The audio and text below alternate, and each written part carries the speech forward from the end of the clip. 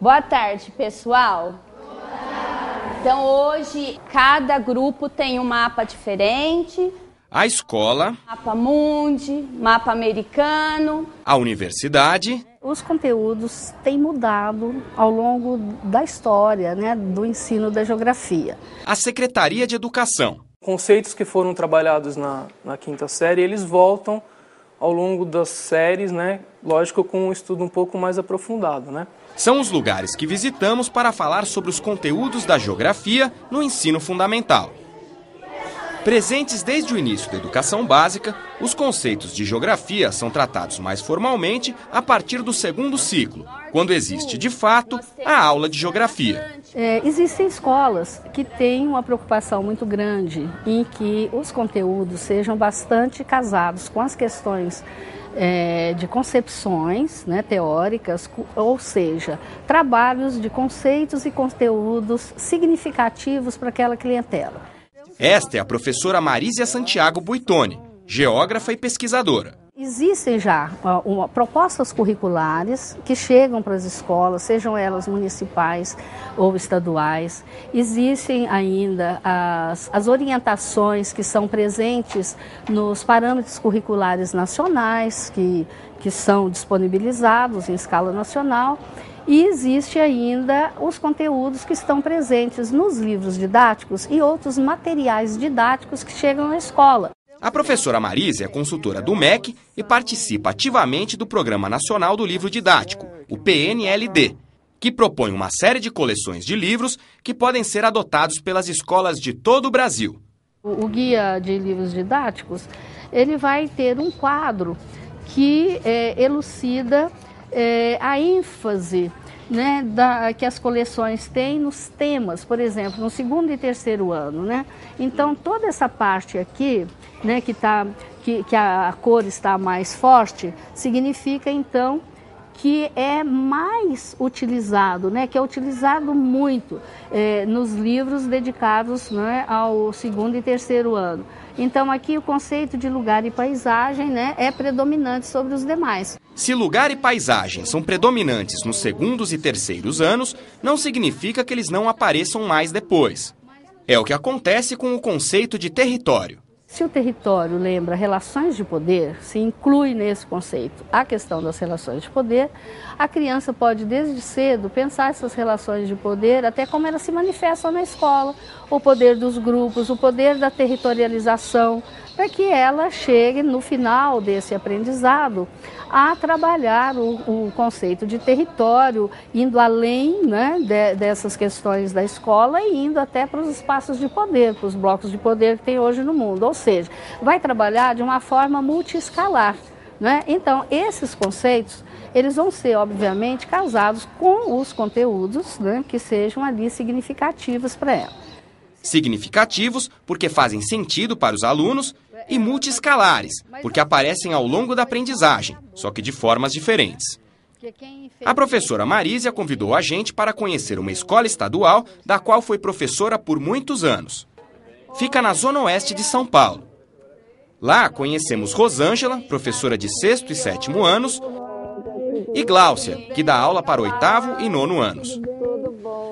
Propusemos uma roda de conversa entre elas e Marísia. Ele vem sem saber o que é a paisagem pra gente, mas ele sabe o que é paisagem porque ele mora em bairros mais distantes, favelas, bairros populares, então ele sabe aquele meio que é uma paisagem construída e o que é uma paisagem natural.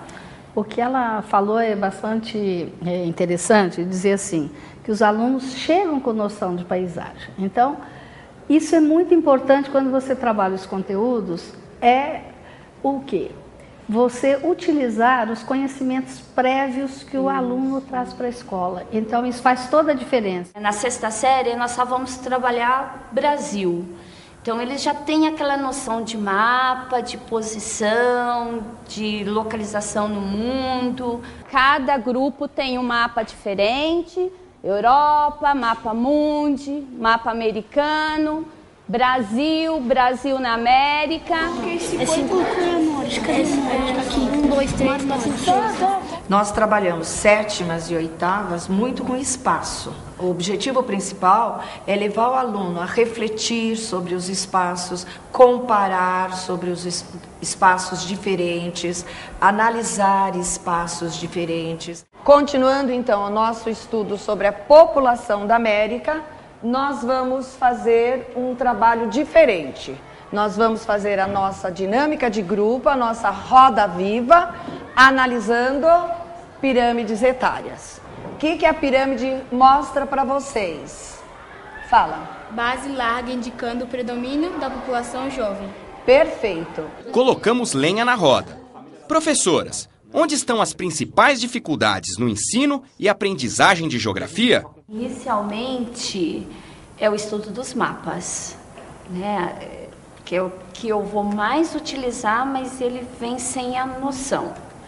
Depois, em segundo momento, seria quando a redução. Então, ele não consegue colocar na cabeça dele como 1 centímetro no papel é, na realidade, milhões de quilômetros. Quando eu estava explicando, de vez em quando eu levanto a mão para perguntar qual é o nome das coisas, que eu não entendo muito. É difícil você fazer as localizações dos lugares, porque tanto a Rosa dos Ventos está aqui. Aqui é o sul e ali é o norte, só que se a gente pode trazer ela para cá, e esse daqui é o norte, mas quando está aqui é o oeste, o Mar do Norte, daí fica meio confuso. Mas é legal, assim, você pesquisar os lugares, ver nomes de países aqui, ó, alguns lugares diferentes. E o que você colocou ao norte? Mar do Norte. E Atlântico. E o que você colocou ao norte? Golfo de Botini. É difícil de falar mesmo. Lembra que um dos nortes dos conteúdos é o currículo estadual? Já falamos da dificuldade dos alunos. Agora, olha onde estão as dificuldades dos professores na geografia. A gente percebe lá que o professor, nas faculdades, eles não são bem informados assim, na questão da cartografia, né? Também envolve lá os símbolos, né, que são convenções, né? Cores também, né? Como trabalhar essa informação visual, né? Tem uma lógica por trás, né? De um mapa que quer representar quantidades, né? E um mapa que quer representar simplesmente diferenças, né? Um mapa quantitativo e um mapa qualitativo. Então essa linguagem tem que ser apropriada dos alunos. Antes de se desenvolver a cartografia, né? O aluno tem que conseguir fazer abstrações, né? Então isso é trabalhado nesse ciclo inicial, né? No ciclo 1. Um trabalho que começa no ciclo 1. É por isso que a cartografia é tão complicada? Tem mapa que não diz nada. Então ele passa a ser uma mera ilustração, ele não diz nada, nem para a criança e às vezes nem para o professor. Então, como nós devemos trabalhar essa informação para que ela faça sentido para a criança? Porque muitas representações elas são extremamente abstratas. Maria Helena Simieli é geógrafa e uma autoridade em cartografia escolar. O início todo do processo é explorar a linguagem gráfica, é o desenho. E, paulatinamente, no decorrer dos anos, ir introduzindo informações que são pertinentes ao mapa. Ou seja, todo mapa é uma representação na vertical. Então, o mapa é uma representação pelo ponto de vista vertical. Então, eu tenho que chegar a esta leitura na vertical, fazendo passagem de um desenho gráfico, onde a criança desenha frontalmente, depois pego pequenos objetos e a criança vê frontal, lateral, vê na oblíqua, para depois ele ver na vertical. E aí a criança iria trabalhar as diferentes visões para ela ter efetivamente essa visão vertical que é a necessária para ela ler depois os diferentes tipos de mapa. O doutorado que a professora Simieli defendeu na USP, em 1987, foi uma das primeiras pesquisas que discutiu o uso da cartografia na escola.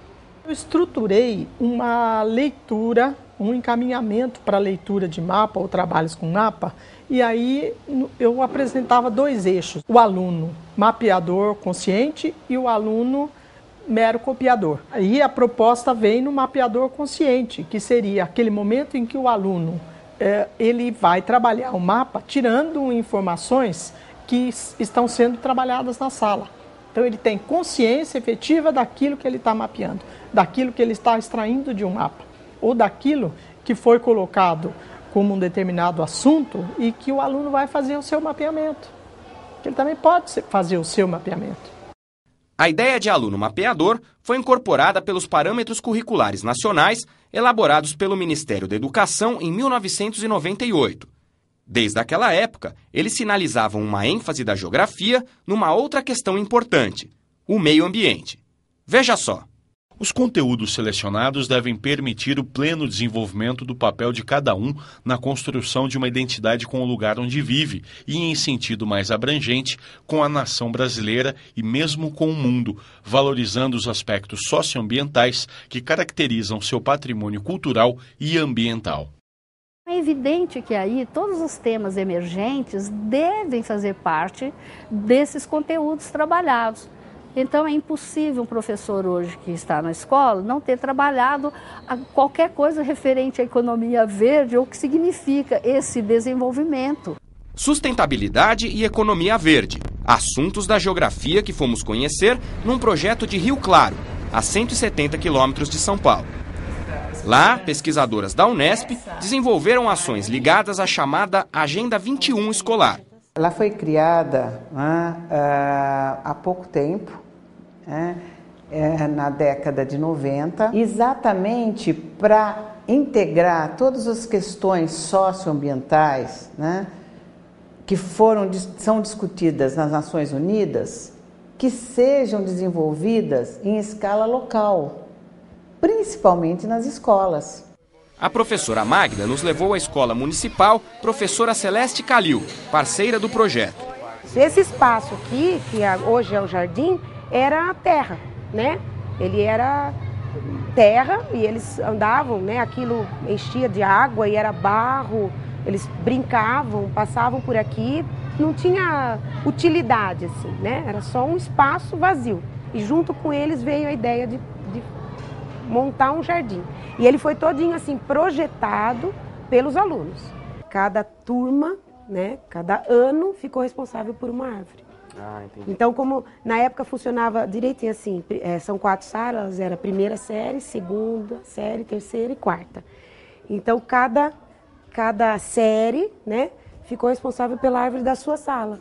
Né? Aqui no caso era a 4ª série, então essa árvore quem plantou foram os alunos da 4ª série. A Agenda 21 ainda é uma exceção. A maior parte das escolas brasileiras não adotou projetos como o de Rio Claro.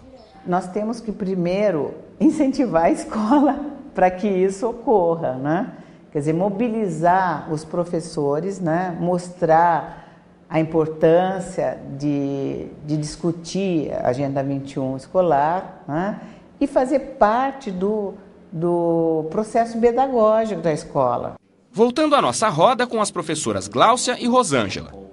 No final da conversa, acabou surgindo um outro tipo de conteúdo que não podemos esquecer. Além da deficiência no estudo, tem ainda esse lado emocional deles que nós temos que trabalhar muito. Porque aí a gente descobre que a criança tem tantos problemas por causa da carência familiar mesmo. A gente conversou com um pesquisador espanhol chamado César Coll. E ele tem um trabalho que ele divide os conteúdos, né? Os conteúdos em conteúdos conceituais, procedimentais e atitudinais. Exatamente. Contenidos relativos a lo que tradicionalmente se ha identificado como currículum oculto y que tiene que ver sobre todo con la apropiación y la interiorización de actitudes, valores y normas, es decir, con todo aquello que ya no es solamente saber cosas o saber hacer cosas, sino también saber situarse, saber posicionarse, saber situarse delante de las cosas y de las personas y de la sociedad. Quer dizer,